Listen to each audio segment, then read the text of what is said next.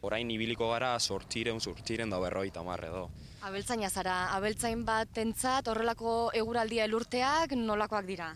Bueno, ez dira bat ere atseginak, azkenean egon bar garelako nahiko kalean eta ganadua baita ikusten duzunean elurretan dabilela eta haie gaizki dabiltzala, ez da gustokoa, guretzako ez behintzat. Ze animalia dituzue?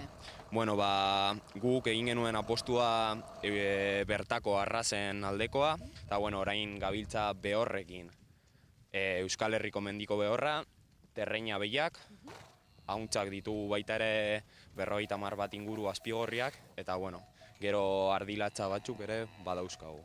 Eta neguan, behiak ona egunero etortzen dira? Ez. Orain abendua amaierar arte hemendik ibiliko dira, segun eta eguraldia nolakoa den, egunero horrelakoak izaten baditugu, jaitsi beharko gara behera eta behe pastuetara eta etxera baita. Janaria igo behar diegu, olako egunetan, ze azkenean hemen ikusten duzuenez, ez dago bat ere jateko eta horrela ibiliko dira. Animaliei nola eragiten diete elurteek?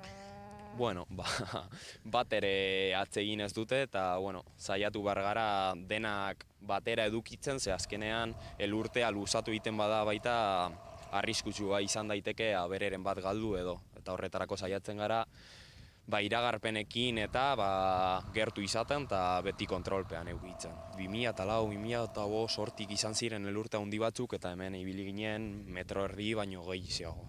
Eta hori izan zen nik oroitzen dudan gogorrenetakoa. Ona iristeko ere gaizki ibiltzen ginen, baina heltzen ginen azkenean. Elurragatik bertatik atera ezinik geratuta ere ez litzaidake asko axolako, izan ere parajeak benetan politak dira. Gilartetik, Liernia Agrezabala, Euskal Herria zuzenean.